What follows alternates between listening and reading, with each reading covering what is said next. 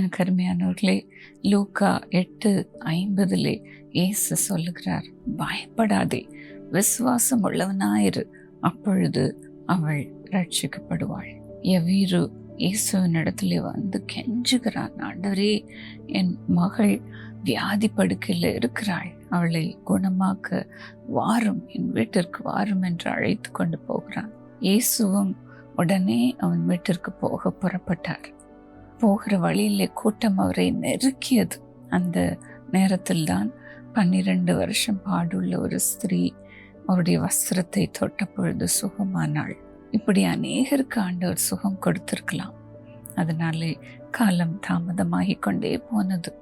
இப்படி அவர் போய்கொண்டிருக்கும் பொழுது லூக்கா 8:49 நாம் பார்க்கிறபடி ஜெபா ஆலய தலைவனுடைய வீட்டிலிருந்து ஒருவன் ஓடி வந்தான். எவ்வீரின் இடத்துல இப்படியாக சொன்னான், உம்முடைய குமாரத்தை மரித்து போனாள், போதகரை வருத்தப்படுத்த வேண்டாம் என்று. இப்படி சொல்லும் பொழுது எவ்வீரு இதை கேட்டானோ இல்லையோ, இயேசு அதை நன்றாக கவனித்து கேட்டார். ஆம் பிரியமானவர்களே, ஆண்டவர் நம் ஜெபத்தை கவனித்து கேட்கிறவராக இருக்கிறார். நம்மை கரிசனையோடு கவனிக்கிறவராக இருக்கிறார். நாம் சங்கீதம் 139:4 பார்க்கிறோம், நம் நாவில் சொல் பிறவாததற்கு முன்பதாகவே அதை ஆண்டவர் அறிந்திருக்கிறார் என்று. நாம் உட்கார்ந்திருக்கிறதை, நாம் எழுந்திருக்கிறதை, நாம் நடக்கிறதை ஆண்டவர் அறிந்திருக்கிறார். நம்முடைய வழிகளை எல்லாம் அவர் அறிந்திருக்கிறார். எவ்வீருவுக்கு நடக்க போவதெல்லாம் கர்த்தர் அறிந்திருந்தார். ஆகையினால் தான் அவனுடைய மகள் மரித்து போனாள் என்று கேட்ட பிறகும் கூட எவ்வீருவின் வீட்டிற்கு நடந்து போனார். இன்னும் அழுவதற்காக வாடகைக்கு ஜனங்களை கூட அங்கு கொண்டு வந்து அமர்த்தி இருக்கலாம். எல்லாரும் அழுது ஓலமிட்டு இருக்கலாம். அந்த வீட்டிற்குள் இயேசு நுழைந்தார். ஏன், அந்த சிறு பெண் மரித்த நிலைமையிலே வெள்ள நிறத்துல வெளுத்து போய் படுத்திருந்திருக்கலாம். அதையெல்லாம் பார்த்த பிறகும் இயேசு அவள் படுக்கை அருகில் சென்று தலித்தாக்குமே என்று சொன்னார். அதற்கு அர்த்தம், சிறு பெண்ணே எழுந்திரு என்று.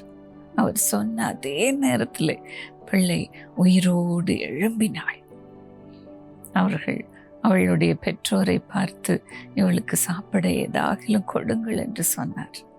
நாம் பிரியமானவர்களே, ஆண்டவர் எவ்வீருவின் குடும்பத்தின் மீது எவ்வளவு கரிசனை உள்ளவராக இருந்திருக்கிறார் பாருங்கள். ஆண்டவர் உங்கள் மீதும் நினைவா இருக்கிறார். உங்களை சுற்றிலும் இருக்கிற ஜனங்கள் கூட சொல்லலாம், உன் வாழ்க்கையில எல்லாம் முடிஞ்சு போச்சு, உனக்கு வேலை கிடைக்க வழியே இல்லை, உனக்கு திருமணம் நடக்க வாய்ப்பே இல்லை, உனக்கு இவ்வளோ வயசாயிடுச்சு, இனிமே திருமணமே நடக்காது, உனக்கு குழந்தையே இருக்காது, இன்னும் உன் பிள்ளை உன்னிடத்துல வரமாட்டான், உன் கணவர் குடியை நிறுத்த மாட்டார், உன்னுடைய வியாதியிலேயே படுத்து நீ செத்து போவாய் என்று கூட சொல்லி கொண்டிருக்கலாம். நாம் நம்மையே கூட நம்பாமல் இருக்கலாம். என் வாழ்க்கை திரும்ப உயிர் பெறுமா, நான் சந்தோஷமாக திரும்ப வாழ முடியுமா என்ற நம்பிக்கை கூட இல்லாமல் இருக்கலாம். ஆனாலும் அதையெல்லாம் ஆண்டவர் அறிந்திருக்கிறார். பிரியமானவர்களே, இல்லாதவைகளை இருக்கிறவைகளாக அழைக்கிற தேவன் தான் நம் தேவன். நம்ம வாழ்க்கையில் ஒன்றும் இல்லை, எல்லாம் செத்து போச்சு என்று சொல்லி கொண்டிருந்தாலும் ஆண்டவர் எல்லாவற்றையும் திரும்ப உயிர் பெற செய்ய வல்லவராக இருக்கிறார். எல்லாவற்றையும் திரும்ப கொடுக்க அவரால் முடியும். பிரியமானவர்களே, நம்புங்கள். வேலையை ஆண்டவர் தருவார், பிள்ளையை தருவார், கணவரை தருவார். உங்கள் வாழ்க்கையில் இல்லாதவைகள் எல்லாம் இன்றைக்கு இருக்கிறவைகளாக மாறப்போகிறது. பயப்படாதிருங்கள். இயேசு சொல்லியிருக்கிறார், பயப்படாதே, விசுவாசம் உள்ளவனாயிரு, அப்பொழுது நீ ரட்சிக்கப்படுவாய் என்று. ஆம் பிரியமானவர்களே, கர்த்தர் இன்றைக்கு நீங்கள் நின்று கொண்ட ரட்சிப்பை காணும்படி செய்ய போகிறார். இன்றைக்கு ஒரு அற்புதம் நடக்க போகிறது. ஆண்டவரே, உன் பிள்ளைகள் வாழ்க்கையில் நீர் சொன்னது போல ஒரு அற்புதத்தை செய்வீராக, செய்வீராக, செய்வீராக. தலித்தாக்குமே என்று சொல்லி அந்த 12 வயது குழந்தையை உயிர்ப்பித்தீரே, மரித்த பிள்ளையை உயிரோடு எழுப்பினீரே. அப்படி மறைத்து போயிருக்கிற சரீரங்கள் ஒவ்வொன்றும் சுகமாகட்டும்ப்பா. அப்படி மறித்து போயிருக்கிற ஒவ்வொரு உறுப்பும் உயிரடைவதாக, உயிரடைவதாக, உயிரடைவதாக. கோமா ஸ்டேஜில் இருக்கிறவங்களும் உயிரோடு எழும்பட்டும்ப்பா. திரும்ப எழும்பட்டும், எழும்பட்டும், எழும்பட்டும். மூளை சரியாக செயல்பட ஆரம்பிக்கட்டும்ப்பா, ஆரம்பிக்கட்டும். என் பிள்ளை இப்படி புத்தி சுவாதீனம் இல்லாமல் இருக்கிறானே என்று தவிக்கிற மது பிள்ளைகளை தொடுமப்பா. அந்த சிறு குழந்தைகளை தொடுமப்பா. வாலிப பிள்ளைகளை தொடுவீராக. எல்லாம் மறந்து போகிறது, என் மூளை சரியாகவே வேலை செய்யல என்று சொல்லுகிற அந்த நிலைமையில கூட இருக்கலாம்ப்பா. ஆண்டவரே, இந்த அல்சைமர்ஸ் டிசீஸில் இருக்கிறவர்களுக்காக நான் செபிக்கிறேன். இந்த மறதி எடுத்து போடும்ப்பா. மூளை இப்பொழுது உயிர் பெறுவதாக, உயிர் பெறுவதாக. ஐயா, தொட்டு சுகமாக்கும், சுகமாக்கும். எல்லாம் மற்றவங்க தான் எனக்கு செய்ய வேண்டியதாக இருக்கிறது. என் சரீர உறுப்பெல்லாம் செத்து போய் கிடக்கிறது என்று சொல்லுகிற நிலைமையில் இருக்கிறவர்களையும் உயிர்ப்பியோம்ப்பா, உயிர்ப்பியும், உயிர்ப்பியும். எழுந்து நடக்கட்டும், எழுந்து நடக்கட்டும். இயேசுவின் நாமத்தினாலே சுகமா இருக்கட்டும்ப்பா, சுகமா இருக்கட்டும். என் வீருவின் குழந்தையை உயிர்ப்பித்த அதே இயேசு இன்றைக்கும் நீர் உயிரோடு இருக்கிறீர் என்பதை நிரூபியோப்பா, நிரூபியும். ஆண்டவரே, குருட்டு கண்கள் திறக்கப்படட்டும் அப்பா. வாழ்க்கையில செத்து போன நிலைமையில் இருக்கிற எல்லாம் உயிர் அடையட்டும்ப்பா, அடையட்டும். வேலையை தாரும், கணவரை தாரும் சுவாமி. ஆண்டவரே, குழந்தையை தாரோப்பா, குழந்தையை தாரும். செத்து போயிருக்கிற கற்பங்கள் ஒவ்வொன்றும் சுகமடைவதாக, சுகமடைவதாக. ஐயா, வரவிருக்கிற எல்லா ஆசீர்வாதம் வரட்டும். தடை செய்யப்பட்டிருக்கிற எல்லா ஆசீர்வாதங்களும் திரும்ப கொடுக்கப்படட்டும்ப்பா, கொடுக்கப்படட்டும். குடும்பங்கள் கட்டப்படுவதாக.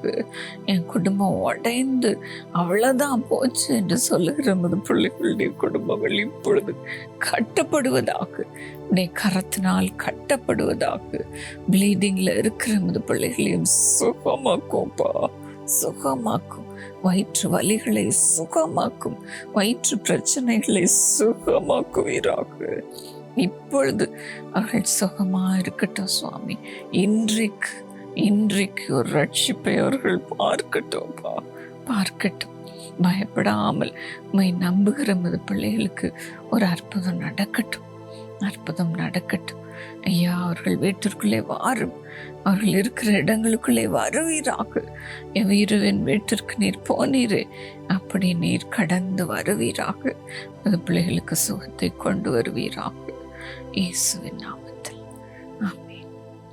God bless you dear friends.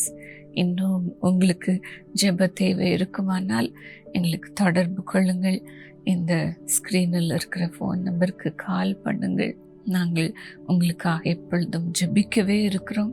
இன்னும் எங்களை பர்சனலாக பார்க்க வேண்டும், ஜெபிக்க வேண்டும் என்று சொல்லுகிறவர்களும் எங்களிடத்திலே எழுத தயங்காதிருங்கள். நாங்கள் உங்களுக்காக ஜெபிக்க காத்திருக்கிறோம். கர்த்தர் தாமே அற்புதங்களே அதிசயங்களே உங்களுக்கு நடப்பிப்பாராக. God bless.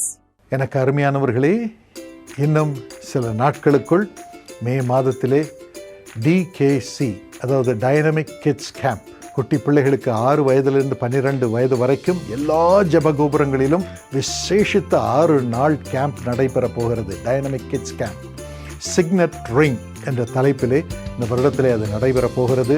அங்கு music, singing, dancing, mime, crafts, painting, games எல்லாம் நடைபெறும். எதற்காக? ஆண்டவருடைய வசனத்தை அவர்கள் பெற்றுக்கொள்ளும்படியாக, அவர்கள் உணர்ந்து கொள்ளும்படியாக, அதன்படி அவர்கள் வாழ்க்கையை அமைத்துக் கொள்வதற்காக, அவர்கள் மற்றவர்களுக்கு சேவை செய்கிறவர்களாகவும் மாறும்படியாக, அவர்களை பயிற்றுவிக்கும்படியாக இந்த அருமையான கேம்ப் நடைபெறப் போகிறது. உங்கள் பிள்ளைகளை அதற்கு அனுப்பி வையுங்கள். இப்போவுமே ரெஜிஸ்டர் பண்ணிடுங்க, அனுப்பி வையுங்கள். இது முற்றிலும் இலவசம்.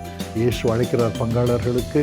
இன்னும் மற்ற பிள்ளைகளையும் அழைத்து வாருங்கள். பாக்கியம் பெற நாம் வைப்போம். 2வதாக இதற்காக ஜெபம் பண்ணுங்கள்.